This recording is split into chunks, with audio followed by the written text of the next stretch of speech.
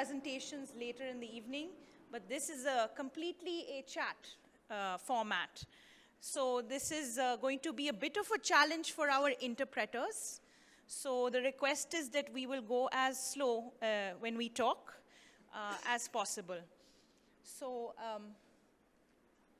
I hope everybody has a headset for translation. If not, please reach out on the end of the hall and the beginning at the entrance. There are more pieces for translation that you can take up. Okay, with that, good afternoon. Excellencies, colleagues and friends, it's very grateful to be here, and it's an absolute honor to be learning from the best. We've heard a lot of different presentations since the morning from leadership and those who are at the cutting edge of forest fire management. And one of the key messages that I found from these sessions was that we are no longer in an era where forest fires are isolated and seasonal. They are more intense, more frequent, and far more costly. Like Valerie said, this is a global challenge. And like Dr. Ilke said, but there is a solution. Not one size fits all, so every fire is different. But data can really be used in terms of evidence for forest fire action. So this session is really about hearing your voices and your stories. It's an honor to welcome you to this knowledge exchange. We'll hear directly from the front lines, the real leaders behind the forest fire action, those who are protecting forests and people every single day. So this panel brings together perspectives from Turkey, Kazakhstan, Albania, and Azerbaijan, countries confronting very different fire regimes, but all grappling with one undeniable truth. Forest fires are no longer seasonal or predictable, each with unique lessons, yet also connected by the urgency of climate-driven extreme forest fires, which are deadlier, faster, and more complex than ever before.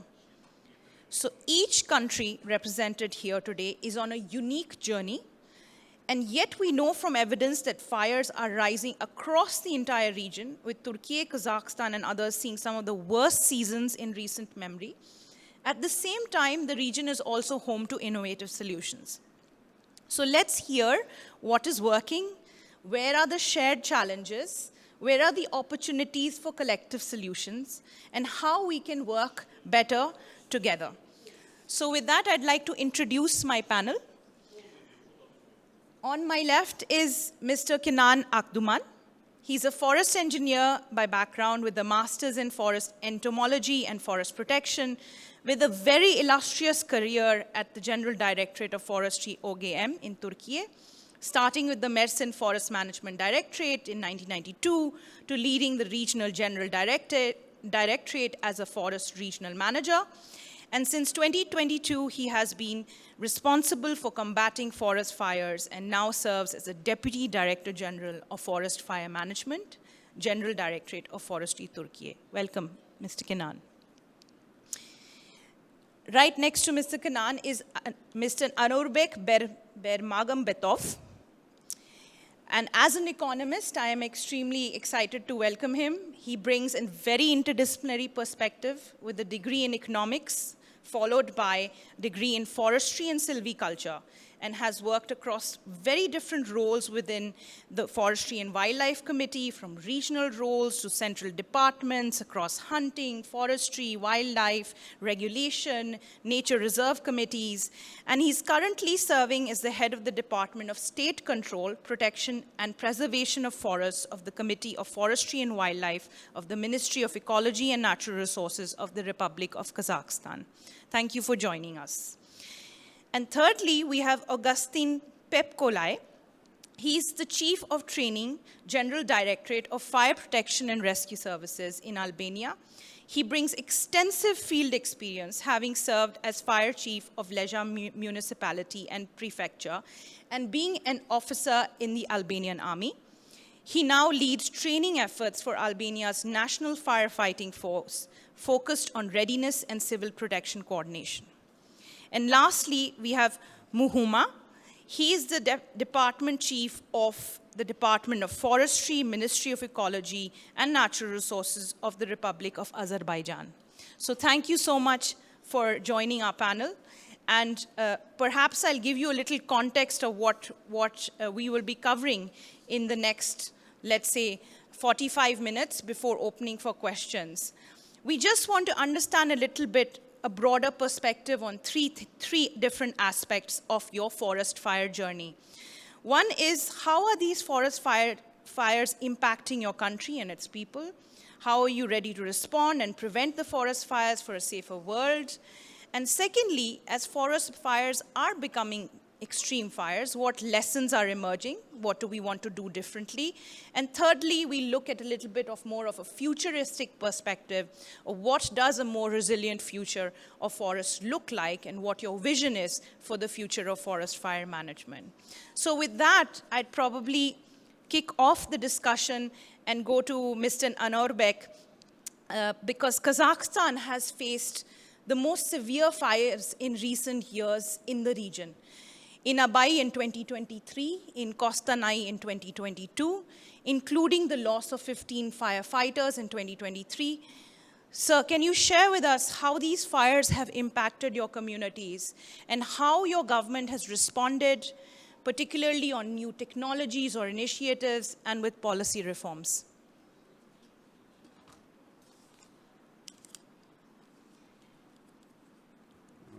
Добрый день, уважаемые коллеги.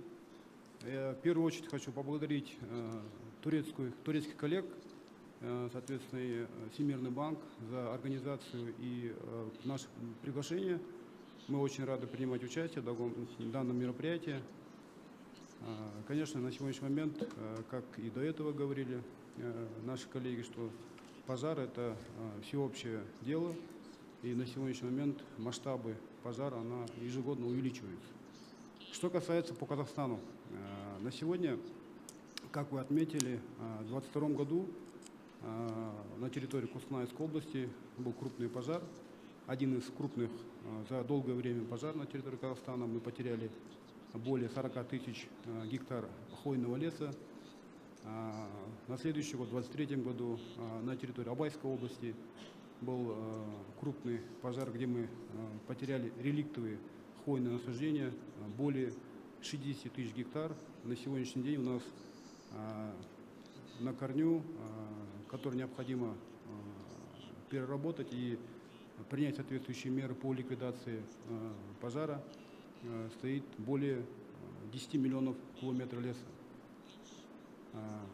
Что мы в целом государство из этого извлекло и какие пробелы мы для себя извлекли из этих пожаров? Конечно, пожар 23 года, в пожаре 23 года мы потеряли 15 своих коллег, это, конечно, очень тяжело. Данные люди ценой своей жизни принимали участие по ликвидации пожара. Но я бы не согласился с тем, что вот до обеда говорили, что основным фактором пожара является это человеческий фактор. В других регионах может быть, но на территории Казахстана основным из факторов пожара является природный характер. Если из 100%, 90% составляет природного характера пожара. Это грозовые разряды, сухие грозовые разряды, молнии. Зачастую, вот сейчас мы на сессии, и буквально вот мы создали республиканский центр оперативного управления. И вот я буквально сейчас по WhatsApp получаю информацию, и у нас, к сожалению, на сегодняшний день вот идут пожары. Конечно, к счастью, площадя небольшие. Наши службы пытаются локализовать и ликвидировать данные пожары. Основная доля, что мы сейчас предпринимаем?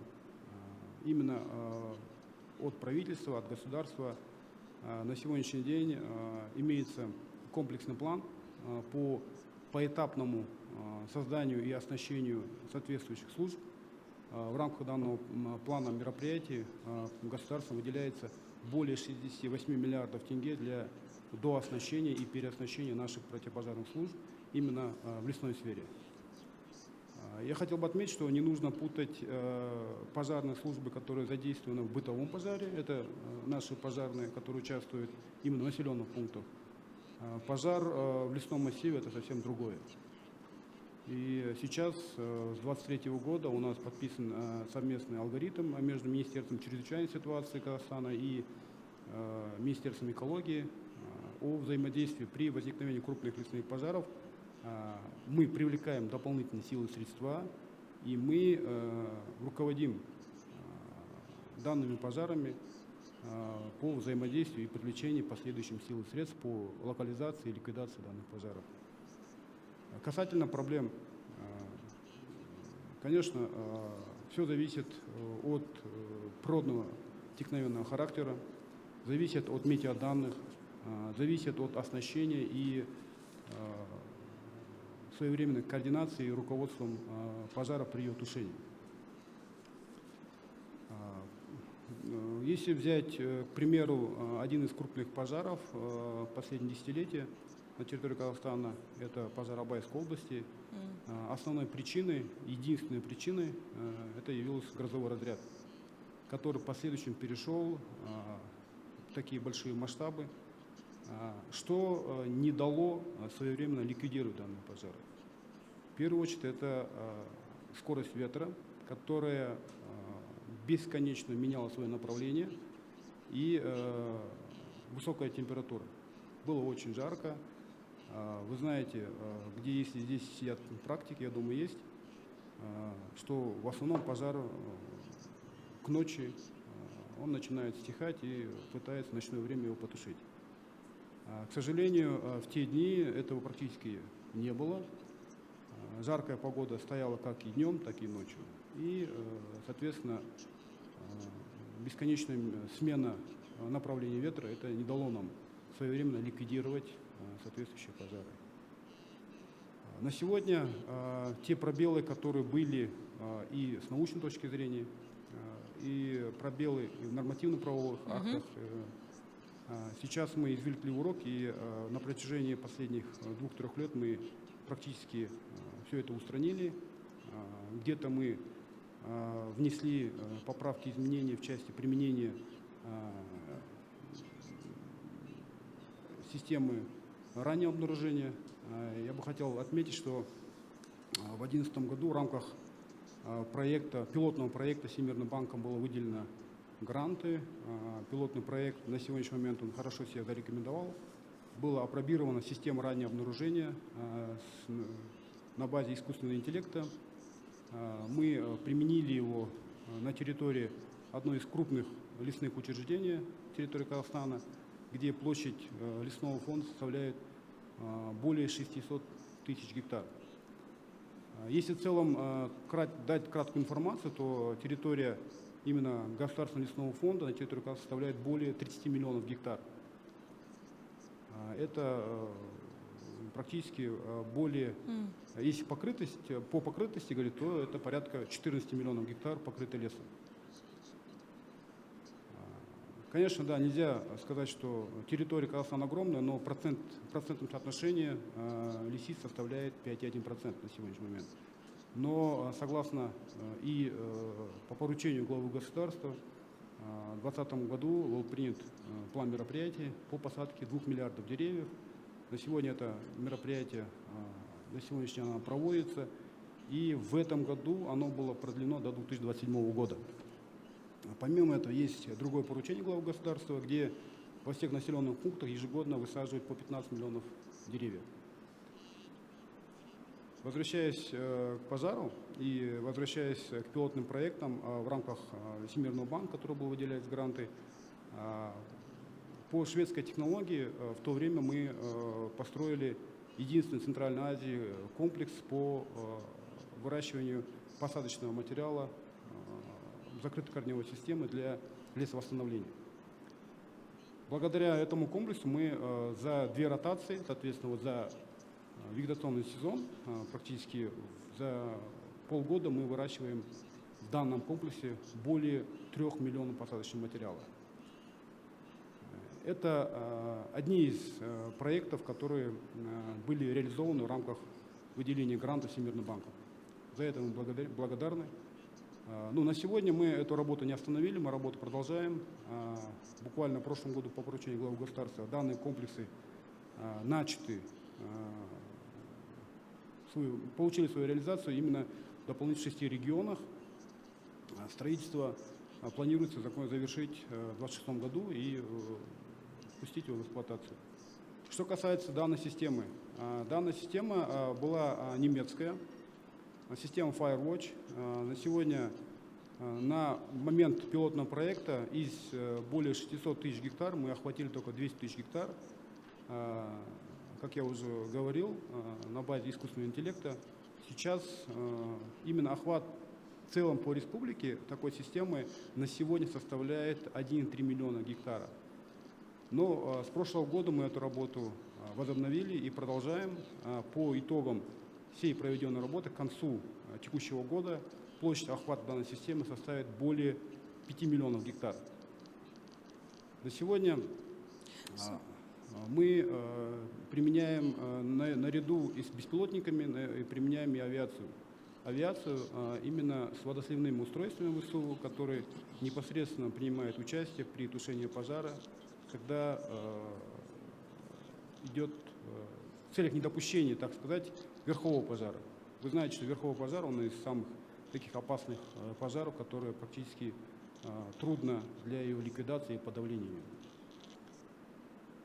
Ну, в законодательной базе мы сейчас в рамках этого плана мероприятий, который я говорил, до 2027 года мы 100% оснастим и обновим всю материально-техническую базу всех лесных учреждений. Благодаря вот этим мероприятиям все пробелы,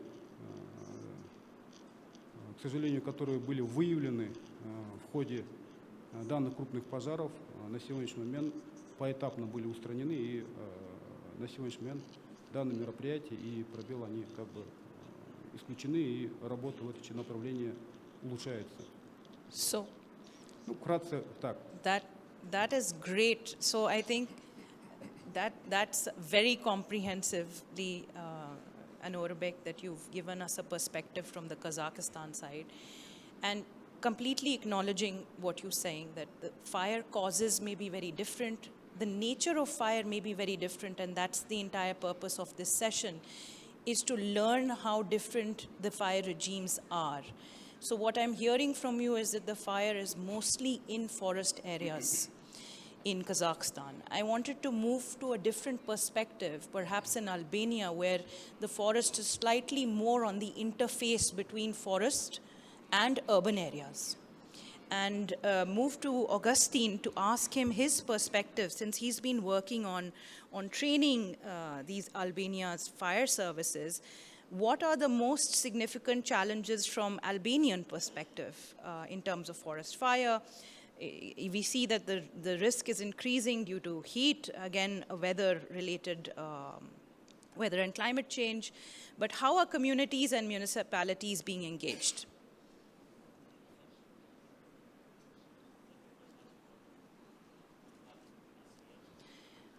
Wait. No, I can't. We can't hear you. Mic check. Yes. Okay. Thank you very much for inviting us here, and it's a pleasure for me and for my General Director for Fire Protection and Civil in Albanian, so fire rescue. And we are here, as you said, working in the ground, fighting with the fires. So we know how and how difficult it is to be in the ground fighting, even when you are not prepared, well trained, or even where you are not well equipped. So it's very challenges for us to fight the fires, but this kind of meeting that we are here is very helpful because it's combined together all the stakeholders and all to gain from each other our experiences and to adapt in our countries.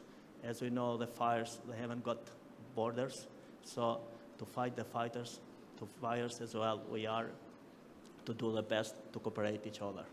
And before I have delivered some papers where I have done some presentation for what this kind stands in Albania and what we are prepared and what we are to manage readiness in Albania wildfires. As you said, Albanian with Mediterranean climate and mountains terrain and extensive forest areas is prone to wildfires, particularly during the dry summer months. Climate changes, human activities like agriculture burns, and lack of strong prevention measures have increased in wildfires risk. As I said, in Albania we are working by frame of a law which we have Albanian National Civil Protection Agency. It's responsible for coordination of disaster management, including the wildfires. The law that works is on 2019, which defines wildfires management responsibility among local, regional, and national authorities. We got General Director of Fire Protection and Rescue Service under the Ministry of Interior, responsible for protection, including and wildfires. The law on fire and rescue service is 152/2015, defines protection from wildfires responsibility among local and national level. The Forest Service, we got Agency of Forest Service, which is under Ministry of Tourism and Environment, also plays a role in wildfires prevention and responsible protected area. As you said, our General Director is responsible for whole Albanian for fire protection and civil and fire rescue service. So we are built at two levels, which is national levels and local levels.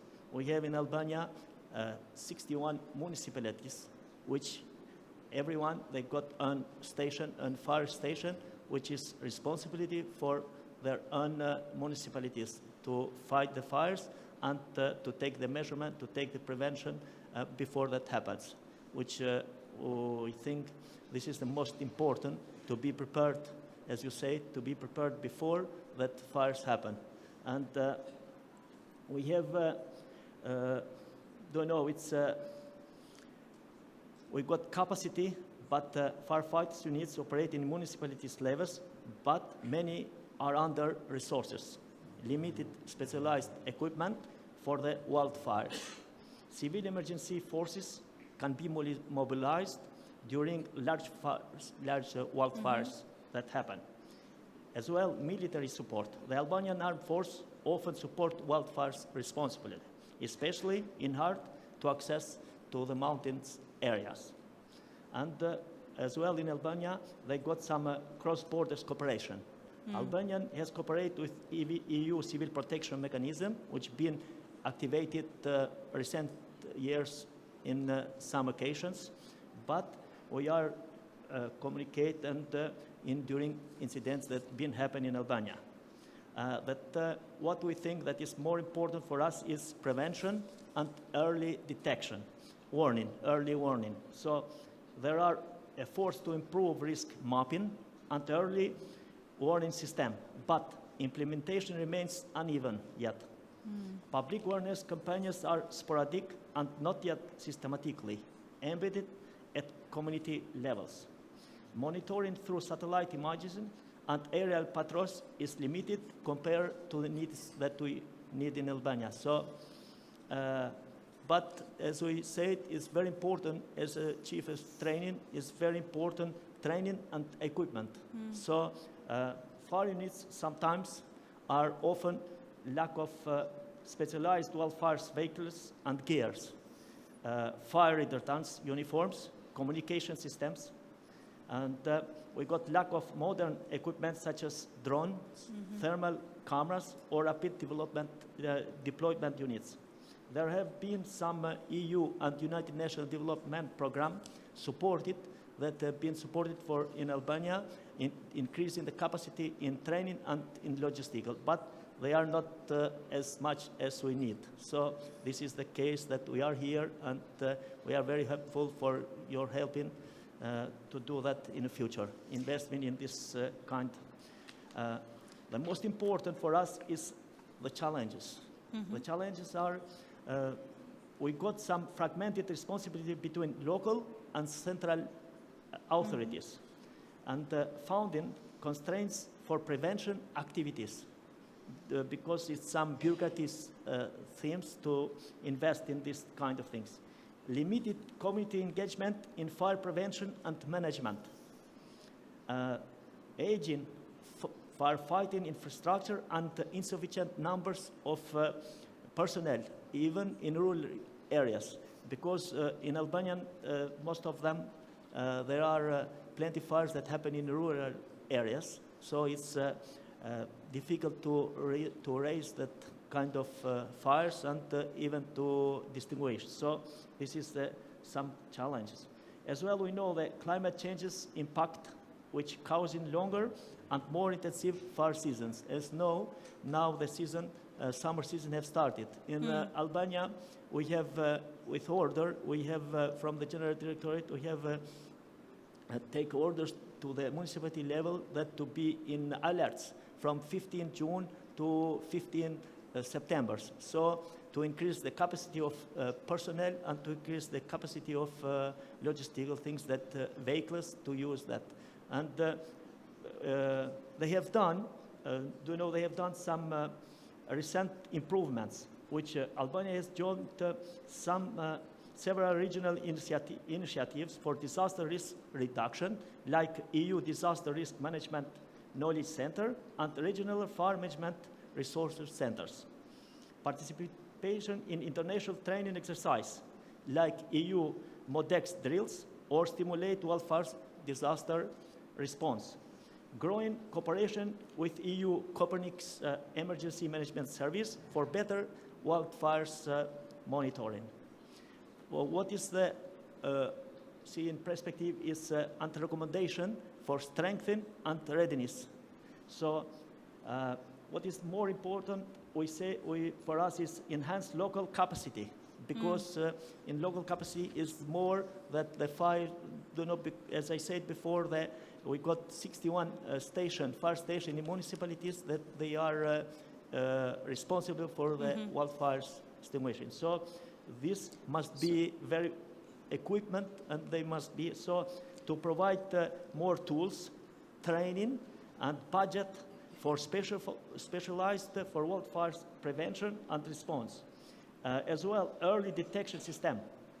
Invest in real-time monitoring system with drone surveillance, satellite alerts, public education, systematic campaigns to raise awareness about wildfires risk and prevention methods. So we have recommended all the fire chief to the stations, to the fire municipalities to do training to the schools, to the public sectors, to do a campaign, how they should react in case of alerts and in case of fires happen. So this is great, Agustin, because this helps tie in what Anuarbek was saying, that, well, fires are different in different regimes, but there is some commonalities and challenges faced, right? So we all face the challenge to, we need to modernize the technology because the technology or the equipment is, old fleet or old technology.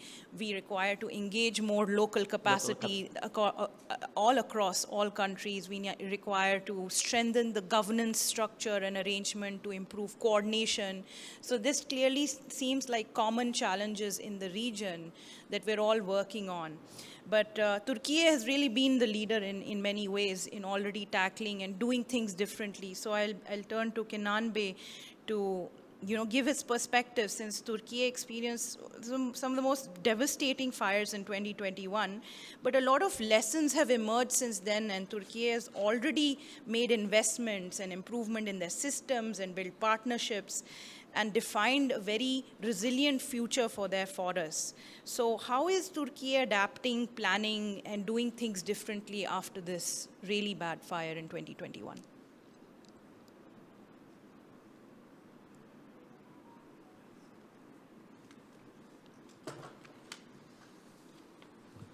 Evet, teşekkür ederim. Öncelikle izin verirseniz ufak bir düzeltme yapmak istiyorum kendimi tanıtmakla ilgili. Ben Orman Genel Müdürlüğü bünyesinde işletme şefliğinden başlamak üzere en son bölge müdürlüğü ve son 3 yıldır da Orman Genel Müdürlüğümüzde genel müdür yardımcısı olarak görev yapmaktayım. Görev yaptığımız alanlar içerisinde bir tanesi de orman yangınlarıyla mücadele çalışması. Evet, tekrar teşekkür ediyorum. Tabii önemli bir konu, önemli bir gündem. Sabahki konuşmacılar da ifade ettiler. Aslında bugün arkadaşlarımız da ifade ettiler. Sorunun tespit noktasında mutabıkız. Yani orman yangınları tarihte olmadığı kadar yıkıcı bir şekilde can yakmaya başladı. Ve bunun etkileri muhtemelen bilim insanların, iklim uzmanlarının ifadesine göre önümüzdeki süreçte en azından yakın vadede artacağı yönde bir eğilim görünüyor. Aslında orman yangınları bizim içinde bulunduğumuz Akdeniz iklim kuşağında milyonlarca yıldır tekerrür eden bir hadise. Sabah da yine ifade edildi. Aslında ekolojik sistemin, ekosistemin doğal bir döngüsü. Tabii bunların, bu yangınların ekoloji üzerindeki, ormanlar üzerindeki olumlu etkisini de yabana atmamamız gerekiyor. Ben tabii orman mühendisi olarak aslında özellikle Kızılçam yetişme muhitindeki olan daha çok yangınların etkisinin yer aldığı Kızılçam ormanlarında orman yangınlarında vazgeçilmez bir ormanlığın devamıyla ilgili bir unsur olarak değerlendiriyorum. Bunu bir tarafa bırakarak tabii orman yangınlarının insan hayatındaki, sosyal hayatımızdaki yıkıcı etkisi üzerinde gündemimiz var ve buna yönelik işte çalışmalar yürütülüyor. Orman Genel Müdürlüğümüzde bir yandan orman varlığının devamlılığını sağlama noktasında birçok çalışma yaparken ağaçlandırma çalışmaları, rehabilitasyon çalışmaları, yangınlar dolayısıyla kesintiye uğrayacak orman alanlarının korunması noktasında da önemli bir faaliyet yürütüyor ve yaklaşık 186 yıldır bu çalışmayı her safhada yürütmeye çalışan bir kurum. Tabii izin verirseniz ülkemizdeki orman varlığından kısa bir şekilde bahsetmek istiyorum. Konunun daha iyi anlaşılabilmesi açısından. Tabii bizim ülkemiz Akdeniz iklim kuşağında yer alan yaklaşık genel yüz ölçümümüzün %30'u ormanla kaplı ve bu da 23,4 milyon hektar alan tekabül eden bir orman varlığına sahibiz. Ve bu orman alanlarımızın yaklaşık %65'i 15 milyon hektara tekabül ediyor. Yangına hassas bölgelerden oluşmakta. Tabii aslında orman yangınlarla uğraşan meslektaşlarımız iyi bilirler. Orman yangınlarının ortaya çıkması için bazı unsurların bir arada olması gerekiyor. İşte yanıcı madde, burada söz konusu olan yanıcı madde maalesef ormanlar. Ateş ve oksijen. Bu üç bileşen bir araya geldiğinde maalesef orman yangını kaçınılmaz. Ve yine orman yangınlarla uğraşan arkadaşlarımız çok iyi bilirler. Orman yangınlarında yangın davranışlarını etkileyen 3 faktör vardır. Bunlardan bir tanesi arazi şartları, topografya, bir tanesi meteorolojik şartlar, bir tanesi de yanıcı madde dediğimiz yine ormanlar. Tabii açıkçası bize öğretilen kabullara göre, işte fakültede ve sonraki meslek hayatımızda öğrendiğimize göre orman mühendisleri, orman yangınlarıyla mücadele eden bizler sadece yanıcı maddeye müdahale noktasında etkiliğimizin olduğunu ve bu argümana müdahale etme seçeneğimizin olduğunu genel kabul olarak biliriz. Yalnız bu benim tabii kişisel görüşüm. Mesleki hayatımda özellikle 30 yıl yangın bölgelerinde çalıştığım tecrübelerde mütevazi bir şekilde ifade etmek isterim. Aslında belli oranlarda topografyada müdahale etme şansımızın olduğunu zaman içerisinde deneyimledik. Bunu uygun bir zamanda ayrıca tartışabiliriz. Bunun dışında en önemli müdahale olabileceğimiz alan elbette ki yanıcı madde yükü. Tabii gerek ülkemize gerekse orman yangın hassasiyeti yıkımı yaşayan ülkelerdeki aslında çıkan orman yangınlarının afete dönüşmesinin temel sebebi yakıt yükünün çok fazla olması. Nitekim bence özellikle madem ki ekosistem açısından bu yangın bir gereklilikse ve uygun şartları bulduğunda bu yangın ortaya çıkacaksa bunun yıkıcı etkisini bertaraf etmenin en etkili yolu aslında yakıt yükünü arttırmak. Aslında yine ormancı meslektaşlarımız bilirler. bizim yapmış olduğumuz bütün ormancılık müdahaleleri, biz buna sivil kültür diyoruz. Ormanın kurulması, bakımla ilgili müdahalelerimize sivil kültür diyoruz. Bütün bunlar aslında yangının yıkıcı etkisini azaltmaya yönelik çalışmalardır. Ve biz de özellikle Orman Genel Müdürü olarak orman yangınlarına mücadele noktasındaki en büyük başarının ormandaki yakıt yükünün azaltılması yönündeki müdahaleler olduğunu düşünüyoruz. Nitekim bu müdahale hem ormanların sivil kültürel yetişme şartlarına olumlu etki yaparken bir yandan da en önemli gündemimiz olan orman yangınları konusunda ormanların dayanımını arttırıyor. Türkiye'de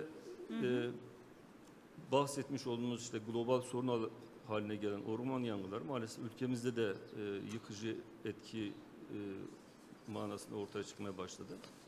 Ben örneğin meslek hayatımın son 20 yılını düşündüğümde gerçekten 20 yıllık bir zaman diliminde bile meteorolojik veriler arasında çok farklı bariz değişiklikler oldu. Ve her zaman söylenir. Bunun da en büyük olumsuz yansımaları maalesef ormanlar üzerinden yükseltti. Özellikle içinde bulunduğumuz 10 yıllık dilimden önceki 10 yıllık dönemde yani 2002-2012 yıllarında ülkemizde yılda ortalama 2500 civarında, 3000 adet civarında orman yangını çıkardı ve toplamda 8 ila 10 bin hektar alan yanardı, zarar gördü.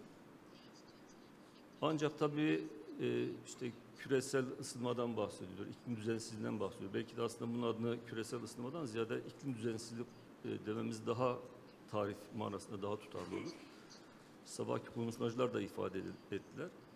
Yani yaz ortasında taşkınlara varan yağışlar ve olağanüstü sıcaklıklar, olağanüstü kurutucu rüzgarlar ki orman yangınları konusunda en önemli etkendir, unsurdur.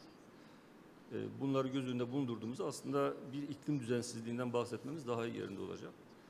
Ve bu iklim düzensizliğinin getirmiş olduğu son 10 yıllık tablo maalesef bizler açısından da olumsuz hale evrildi. Nitekim yılda 2500 adet civarında çıkan yangınlar 3500'leri buldu. Mesela geçtiğimiz sene bizim kayıtlı Orman Genel Müdürlüğümüzün yaklaşık 90 yıllık kayıtlı verilerinde en yüksek noktaya ulaştı. Yaklaşık 3800 civarında orman yangını yükseltti ve bunun karşılığında da 27.500 hektar yani yıllık ortalama 8.000-10.000 hektarken 20.000'lere evrilen bir rakama ulaştı. Ve bu da gerçekten iklimin düzensizliğinin ve orman üzerindeki olumsuz etkisini rakamsal manada ortaya çıktı. Tabii bunun dünyadaki yansımalarını da sabahki konuşmacılar ifade ettiler. İşte ilk 10 yıllık bahsetmiş olduğumuz 2002-2012 yıllarında yılda ortalama 44 milyon hektar, düzeltiyorum, toplamda 44 milyon hektar yanarken son 10 yılda bu 94 milyon hektarı buldu. Ve bu şunu gösteriyor, insanların gündeminde orman yangınları da maalesef diğer afetler gibi çok ciddi manada yer alacağı ile ilgili veriler bunlar. Ve yine meteoroloji uzmanlarının öngörüsüne göre önümüzdeki yıllarda da en azından yakın vadede, vade dediğimiz 3-5 yıllık sürede de bu artışın devam edeceği yönde bir eğilim olduğunu görüyoruz.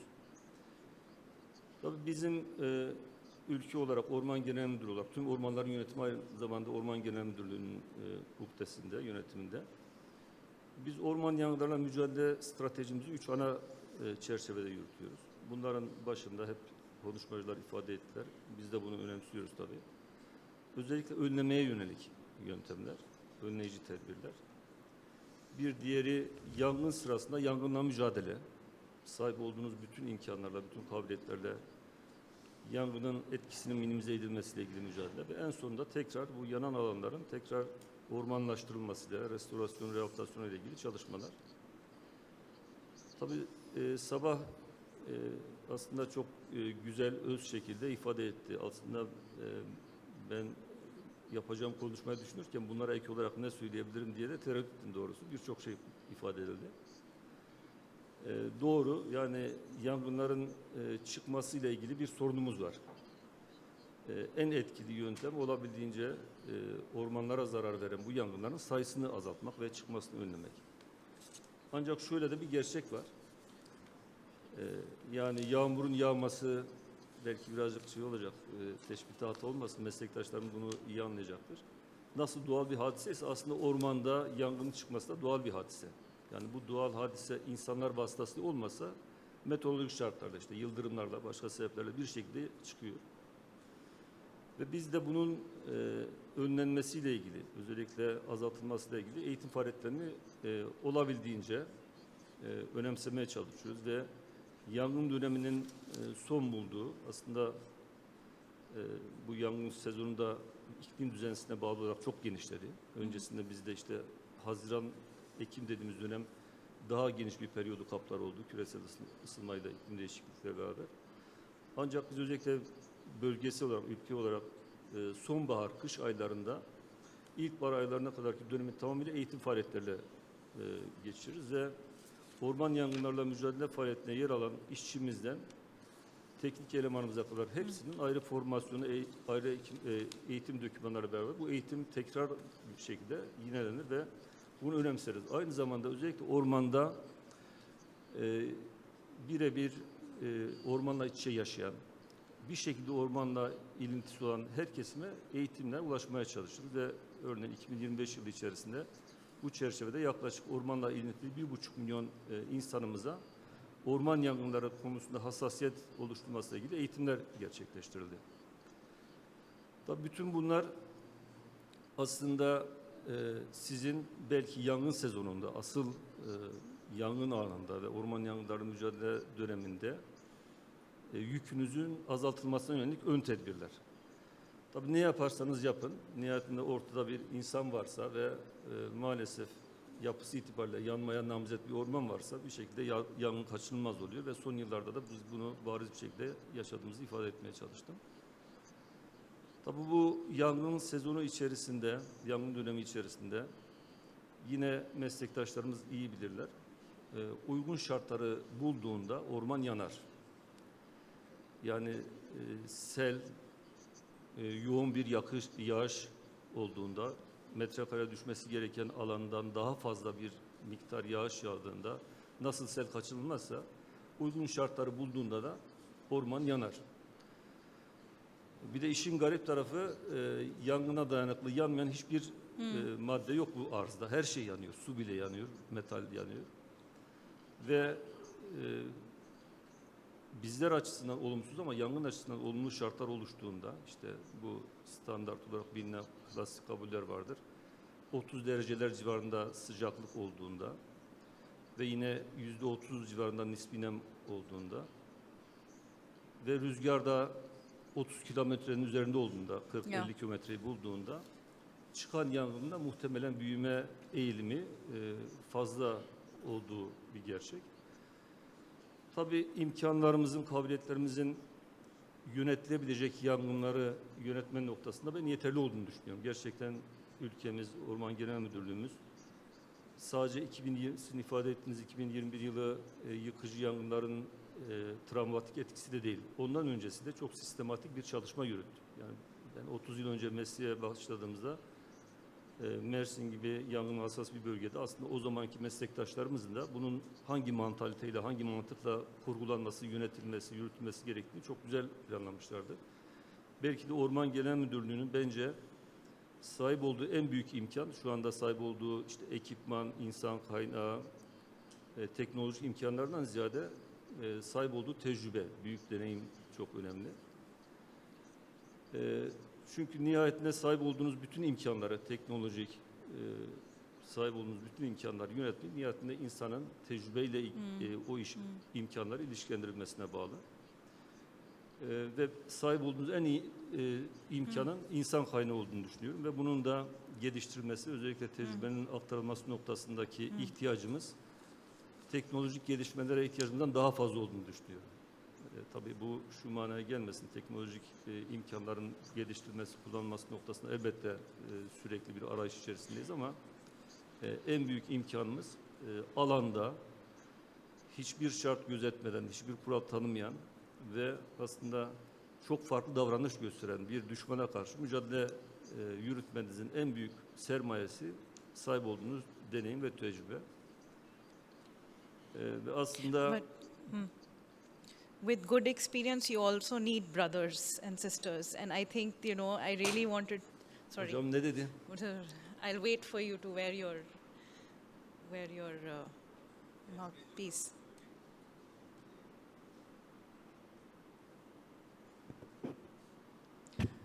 So with, you know, a fight against the enemy, you also need brothers and sisters. And, you know, I'd heard that, and in the newspapers also we saw that Azerbaijan actually picked up when you had the really bad fires in 2021. It was Azerbaijan that said, okay, you know, they stepped up to help the region, and they sent fleets and they did whatever they could to pledge their support to Turkey. So I just wanted to give a chance to Mr. Mohuma to also share his perspective. But Kenan Bey, you've very nicely summarized what the shift in the region has been, and Turkey is already at the forefront of that shift towards looking more at prevention, to looking more at awareness activities, to really centering the entire forest fire action around the person, right? Whether it be the stakeholder or whether it be the human resource who's fighting the fire, right? So you're bringing the human experience in. So wanted to hear a little bit more from Mohuma, whether this is a common, you know, theme in Azerbaijan as well, and maybe you could reflect a little bit more on your regional cooperation on this agenda. Thank you. Çok teşekkürler. Ben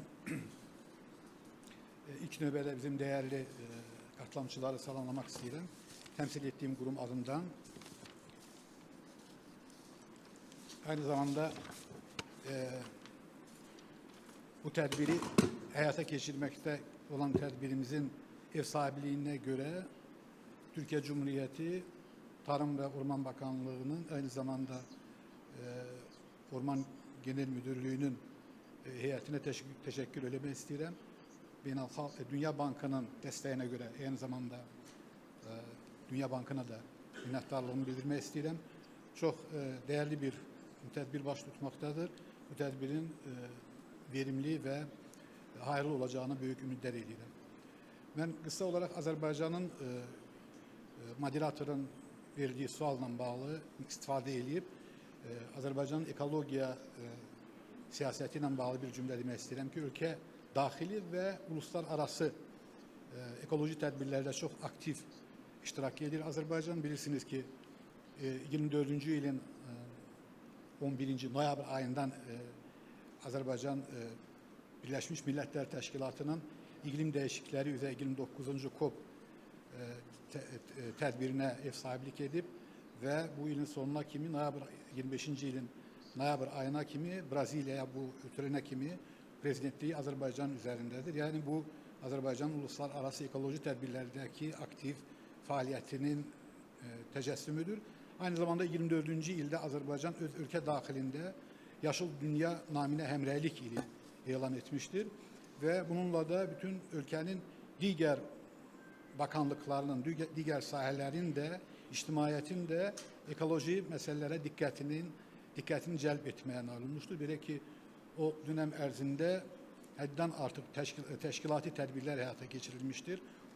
Ormanların, ekolojiyanın inkişafıyla bağlı çok sayılı tedbirler hayata geçirilmiştir. Ben ülke üzerinde olan bazı statistikayla ümumi vaziyeti size təqdim etmeye çalışacağım.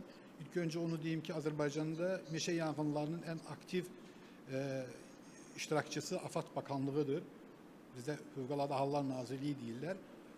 Meşe ve ekolojiya bu tedbirlerde iştirak etse de en büyük imkanlar, resurslar o nazirliğin üzerindedir, o bakanlığın üzerindedir. Ülkemiz 8,6 milyon kvadrat kilometre torpaqlara, alanlara sahiptir. Bu ərazinin 1.213.700 hektarı ormanlardır ve bu ormanların da 1.055.000 hektarı meşe örtülü, orman örtülü ərazilərdir. Xüsusiyyətləri barədə, ormanların xüsusiyyətləri barədə bir qısa məlumat. %95 hissəsi dağlıq meşələrdir. Ancaq %5 hissəsi su vadilər, su və vadi ərazilər təşkil edir və buna mən yenidən qayıdacağım. Orman yangınları zamanı bu əhəmiyyətli bir məqamdır ki, deməli dağlıq ərazilərdə baş verən yangınların söndürülməsi, yəqin ki buradakı mütəxəssislər onu daha yaxşı bilər, çox ciddi bir problemlər yaratmaqdadır. Aynı zamanda ormanların büyük hissəsi deməli, böyük ölçüdə yarpaqlı ağac türlərindən olmaqla ancaq %0,2 hissəsi iğne yarpaqlılardır. Bu da orman yanğınlarının xüsusiyyətinə birbaşa təsir edən göstəricilərdir. Aynı zamanda mən son 5 il ərzində ormanlarda baş vermiş yanğınlar haqqında qısa bir məlumat vermək istərdim. Yəni bir təsvirat yaratmaq üçün ki, bizdə bu ormanlar nə qədərdir, nə həcmdə olduğunu bildirmək üçün. Son 5 ildə Azərbaycan ölkəmizdə 207 yanğın hadisəsi olubdur və bunun üzərində 1345 orman ərazisini biz itirmişik, kaybetmişik. 22. ildə ən böyük yanğınlar 2022. ildə baş vermiştir. O zaman 66 yanğınla 869 hektar ərazidə ərazimiz yanğına məruz qalmışdır. Ötən illər ərzində bu yanğınların sayı və ərazilərdən artıq aşağı düşmüşdür. 2023. ildə baş verən yanğınların sayı 39 və yanmış ərazi cəmsi 30 hektar. 24-cü ildə 24 yanğın cəmi 15 hektar və 25-ci ilin ötən müddəti ərzində 11 alanda 10 hektar ərazidə yanğın hadisələri baş vermişdir. Rəqəmlər olaraq küçük olsa da az ormanlı bir ölkə olduğumuz üçün bu yanğınlar da bizim üçün çox həyəcan yaradan bir faktorlardır, hadisələrdir. Bunların baş verməməsi üçün biz bütün meşə təsərrüfatı tədbirlərinin demək olar ki, ən vacibini həmən ormanların korunması, yanğınlara mücadiləyə həsr edirik. Dediyim kimi, AFAD Bakanlığı ilə bizim işbirliyimiz var. 33 bənddən ibarət hər il tədbirlər planları təsdiq olunur və onlarla birgə bu yanğınların baş verməməsi və baş verdikdə isə onların qarşı alması üçün biz tədbirlər görməkdəyik. Ortak sorunlarımız kifayət qədər çoxdur. Yəni bizdə olan bir çox sorunlar hamıda eynidir. Onlar daha çox bugünkü gündə artan sıcaqlıq və azalan yağış miktarının ucbatından yanğın döneminin həddən artıq uzanmasıdır. Digər məsələlər bilinci və hazıra çıxan yanğınlar müşahidə olunur, amma onların bizim hallarda çox zaman onların qarşısının alınması üçün yanğını törədən şəxslərin tapılmasında çox böyük problemlər yaşayırıq. Yanğınların söndürülməsi üçün biz icmalarla işlərimizi, fəaliyyətimizi qururuq. Bütün bölgələrdə bizə könüllülər deyirlər. Yəni yanğınların söndürülməsində vətəndaşların iştirakı təmin olunur. Yanmış ərazilərin bərpası, yenidən tikilməsi işləri həyata keçirilir. Bu qədər qısa olaraq bildirmək istərdim. Başqa bir sualınız varsa verebilirsiniz. Ama icazə versiniz bir-iki məsələdə əlavə edeyim. Deməli, bizim ən böyük problemlərimizdən biri də bizim işğaldan azad olunmuş ərazilərdə ərazilərimiz minalar altındadır. Həmən ərazilərdə baş verən yanğınların söndürülməsində ciddi çətinliklərimiz var. Nədən? Çünki həmən əraziyə müdaxilə etmək, texnika ilə və yaxud da insanların ora müdaxilə edilməsində ciddi problemlər var. Çünki bu insan həyatı üçün təhlükəlidir. Aynı zamanda Azərbaycanın əziyyət çəkdiyi məsələlərdən biri də bizim əraziyə də daxil olan mövcud suların 75%-i kənardan gəlir. Cəmi 25% sular Azərbaycanın özünün ərazisindədir. Yanğın təhlükəli olan dövrlər ərzində isə bu qonşu ölkələrin kənd təsərrüfatı, tarım işlərinin, suvarma işlərinin və yaxud da istilik, sıcaklığın artımı səbəbindən hemen sular da azalır ve yangın döneminde suya olan tələbatı lazım olan kadar biz istediğimiz kadar ödeyebilmirik.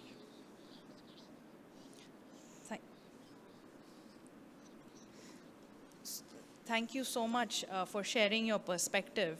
I think to close this session, it would be great to go over with every panelist on just what is their vision for the future, right? So just a one line, what would be your ideal, what does the future of wildfire management look like in your country? Is it, 10 minutes response time? Is it, a more resilient fire strategy that you're launching from 2025 to 2030?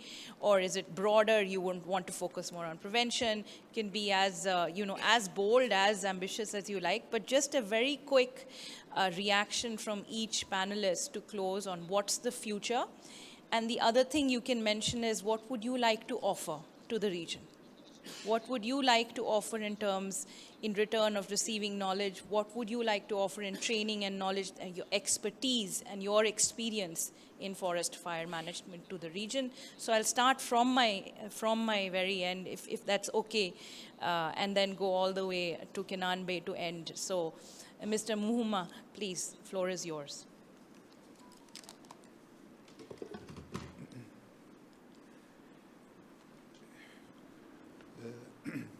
Very briefly, just 1-2 sentences.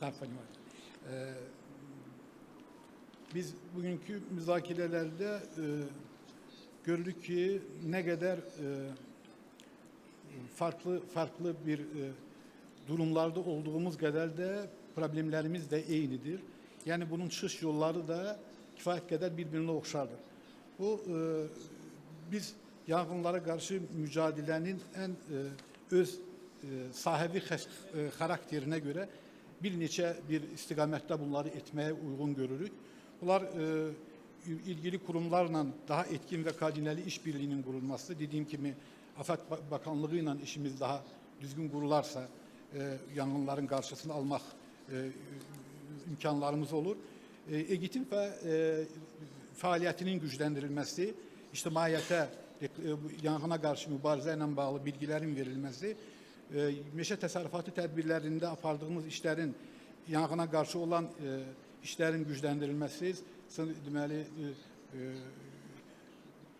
gözləmə nöqtələrinin artırılması, mineral zolaqların çəkilməsi, yanğın xəttlərinin, yanğın yollarının artırılması və bunlar daxili, təsərrüfat daxili işlərdir. Amma qurumlar arası, daha doğrusu ülkeler arası, uluslar arası faaliyetimizde ise deməli, bizim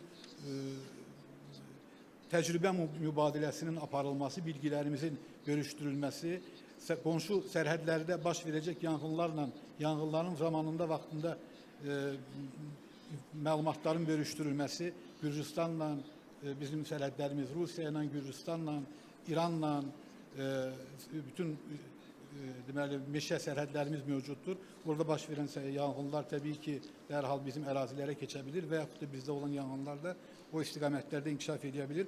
Bu yüzden deməli biz kurumlar, ülkelerimiz arasında bu sayede faaliyetimizin koordinasyon olunmasını çok zəruri hesab ederim.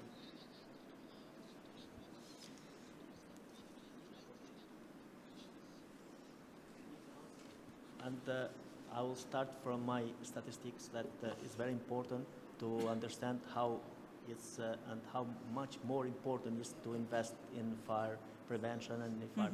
So, as you can see, in Albania, it's 1,000,005 hectares. So it's 36 to 38% of terrain. And to see how the statistics happen, and from 2015 to 2025, we can understand that 2009 to 2021 is been burned 240 hectares forests. So, and 2017 been burned 42,000, and 2021 been burned 29,000 hectares, and 2024 been 46,000 hectares. This shows how much important is to do before that happen. Because if it's going to start without taking measurements for that, we're going to be in one day without nothing, without no forest. So it's more important, and how and what we recommend is action recommendation for strengthening wildfires management in Albania is, first is invest in equipments and training. So to upgrade firefighters' vehicles, gear, and communication system. Second is to expand specialized wildfire training program at local and national level. Second is build a strong early warning system. use drones, satellite monitoring, and real-time alert system. Develop local level wildfire risk map.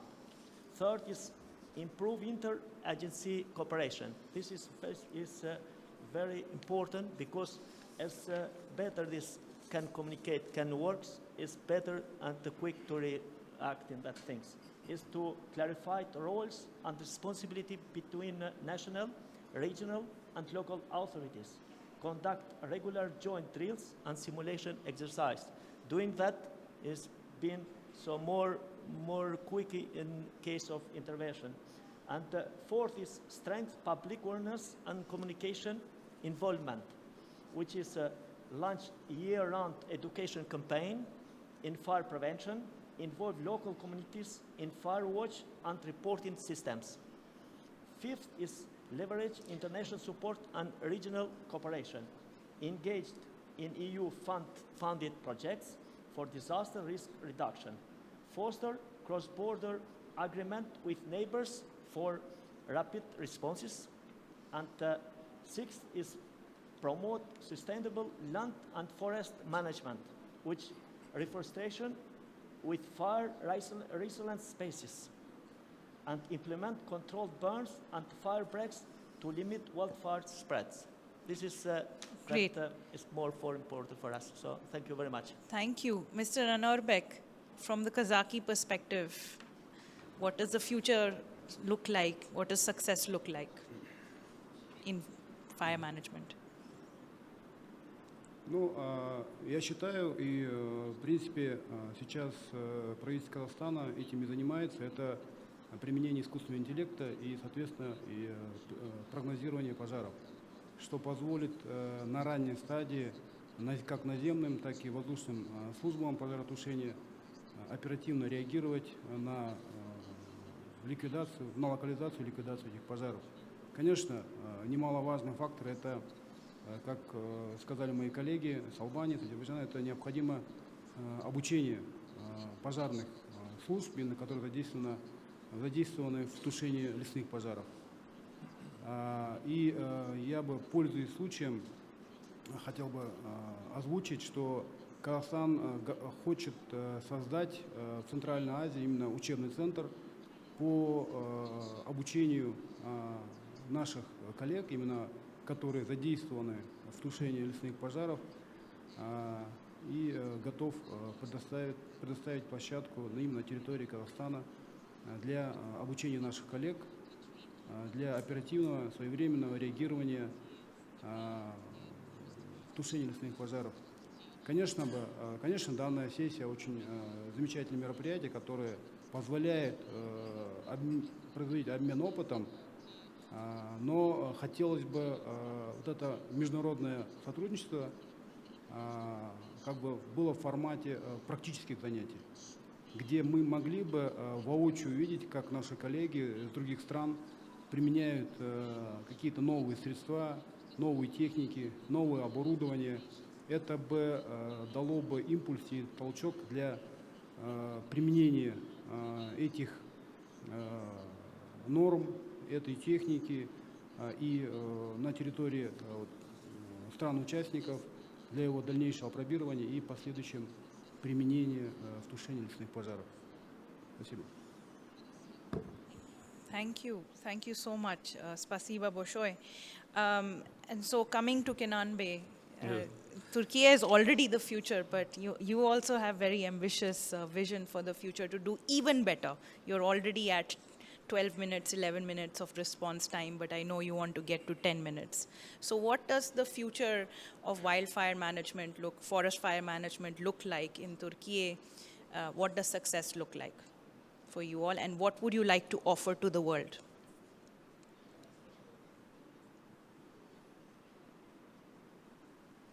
Evet, teşekkür ederim. Tabii aslında her mücadelede hedef belirlemek önemli ve gerekli de aslında. Ama hedeflerin ulaşılabilir olması da mücadelenin etkinliği açısından çok önemli. Ulaşılmayacak veya işte mücadele etmiş olduğumuz acımasız bir yangın olgusuyla gerçekleşmeyecek hedefi ortaya koymak da bir yılgınlığa sebep olabilir ve dolayısıyla aslında bence çok daha gerçekçi hedefler üzerinde odaklanmak gerektiğini düşünüyorum. Bizim genel müdürlüğümüz özellikle yangın öncesi önleyici tedbir manasında da yangın sonrasında yanan alanların ormanlaştırması konusunda gerek ülke içerisinde gerekse uluslararası birçok işbirliklerini yürütmekte ve bunlara çok da önem atfetmekte. Belki tabii çok kapsamlı bir soru sordunuz, sürede sınırlı. Belki de ilk ifademi destekleyici bir şeyle sözümü bitirmek istiyorum. Önleyici ve sonrasında ormanlaştırmayla ilgili çalışmalarda mutlaka çok güçlü işbirliğine var ve her işbirliğinde mutlaka katacağı değerler vardır. Ancak söz konusu olan en uç noktada insan hayatını korumak ise, orman yangınları dolayısıyla insanların hayatının zarar görmesini önlemek ise, böyle bir tehdit var ise, bu mücadeleyi mutlaka orman yangınları konusunda uzman ve deneyimli, tecrübeli ekiplerin yapması gerektiğini düşünüyoruz ve bu manada özellikle geleceğe yönelik, tabii şu anda yürüttüğümüz birçok teknolojik çalışmaları, karar destek sistemlerine arkadaşlarımız onu değindiler. Onlara değinmek için sadece bu hedef noktasında bir ulaşmak istediğimiz nokta var. O da özellikle orman yangınlarıyla mücadele sırasında gerek ekonomik gerek sosyal açıdan insanların zarar görebileceği en etkin mücadele yürütmenin insan kaynağıyla mümkün olduğunu düşünüyoruz ve bu manada bu seneden başlamak üzere ve önümüzdeki sene biz bu orman yangın hattındaki mücadele çalışmalarını özellikle uzman bir ekip tarafından yürütülmesini, bu tamamıyla spesifik bir alan olduğunu, uzmanlık ihtisas gerektiren bir alan olduğunu, mutlaka her katkının mutlaka bir oranda değerli olduğunu düşünüyoruz ama söz konusu olan acımasız bir savaşsa bunun nitelikli, liyakatli insanlar tarafından yürütülmesi noktasında organizasyon içerisinde bulunduğumuzu ifade etmek istiyorum. Teşekkür ederim.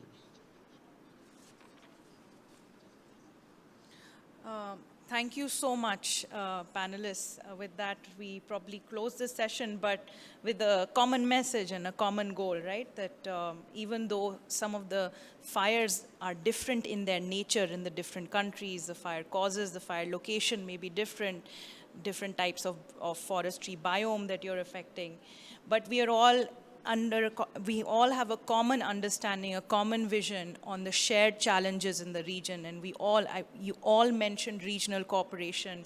You all mentioned modernizing technology systems. You all mentioned building local capacity, bringing communities into the fire prevention activities, and doing a lot of landscape and forest management as preventive side of the activity. So we stand united in our common vision and common goals.